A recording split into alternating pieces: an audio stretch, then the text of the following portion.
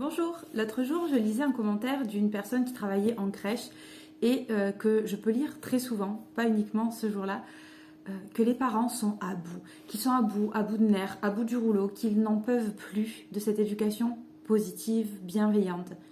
Et je ne suis absolument pas d'accord avec ça. Est-ce que pour vous, euh, les personnes qui sont tout le temps en conflit avec leurs enfants, qui sont tout le temps en train de crier, qui sont sous tension, eux, leurs enfants, est-ce que vous pensez que ça n'est pas épuisant?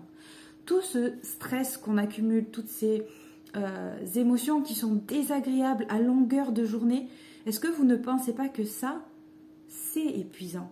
Eh bien oui, moi je le pense et je le vois même autour de moi justement. Pour moi, tout ce que je peux observer autour de moi, ce n'est pas que l'éducation bienveillante est épuisante. Non. À quel moment déjà on se pose la question si ce n'est pas le comportement des enfants ou d'aider, d'accompagner les enfants, d'apprendre à vivre nous-mêmes, de connaître nos besoins finalement? Est-ce que ça, ce n'est pas plus apaisant puisqu'on vient moins s'épuiser à satisfaire des besoins de la mauvaise manière, à s'éparpiller, à être dans tous les sens, plutôt que d'être dans la tension, le conflit, l'autorité, vouloir le contrôle, gérer les choses? Ça, c'est épuisant. Et à quel moment on se dit si c'est pas tout ce qui nous entoure, tout ce qu'on nous donne comme injonction, mais pas de l'éducation positive, les injonctions que l'on nous donne de la société, devoir travailler, avoir une maison rangée, être une bombe atomique avec un sport 10 heures par semaine, ça nous épuise. Ce n'est pas d'être à l'écoute des besoins de nos enfants, d'être à l'écoute et accompagner leurs émotions.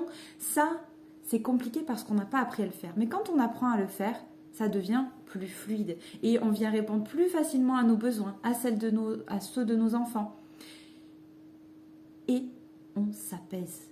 Il y a moins de crises, moins de tension, moins de lutte, parce qu'on est moins dans qui a raison, qui a le pouvoir sur l'autre. Non, on est dans un échange co-créatif qui est positif, respectueux, et ça, c'est un cercle vertueux.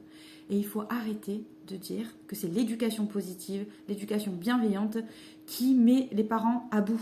C'est faux. Regardez autour de vous, regardons autour de nous.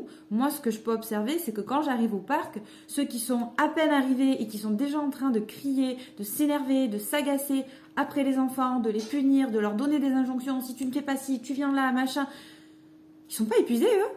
Ils sont pas à bout du rouleau. Quand on en est à ne plus pouvoir dire ou faire quoi que ce soit sans être dans l'agacement à ce point, c'est qu'on est déjà au bout du rouleau en fait. C'est qu'on n'est déjà plus à l'écoute de nos émotions, qu'on n'est déjà plus à l'écoute de nos besoins, et donc on est en réaction. On est tout le temps en survie, en système de protection. Notre système nerveux, il est tout le temps là en train de vouloir nous protéger d'un danger. Et le danger, c'est notre enfant qui risque de nous agresser et de nous faire du mal, au cas où il viendrait nous dévorer dans la nuit.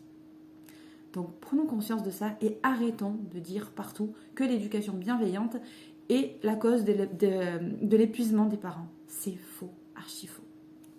Et si vous vous sentez tendu, stressé au quotidien, que vous ne savez pas comment vivre vos émotions, comprendre vos besoins, accompagner celles de vos enfants, répondre à leurs besoins de manière la plus juste, adaptée, sans violence, pour apaiser votre quotidien, je vous accompagne à faire ça.